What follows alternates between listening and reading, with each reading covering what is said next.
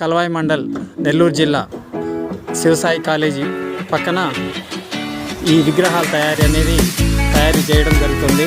ఈ తయారీలో టెంకాయ పిచ్చు, ప్లాస్టర్ ఆఫ్ ప్యారిస్ను మరియు వాటిని తీసేసి ఆ రెండింటిని మిక్స్ చేసేసి చిక్కగా ఈ విధంగా ఫ్లాస్క్లలో నింపేస్తారు. ఆ నింపినటువంటి ఫ్లాస్క్ను ఓపెన్ చేయగానే ఈ విధంగా విడిభాగాలు తయారవుతాయి.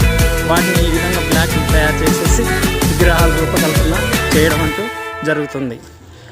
వెంకటరమణ చెప్పు, ఏ ధరకి ఇస్తారు వీటిని? రానా, చాలా తక్కువగా ధరకే ఇక్కడ అన్ని రకాల వివిధ ఆకారాలలో ఉన్నటువంటి విగ్రహాల తయారీ ఉంటుంది. మీరు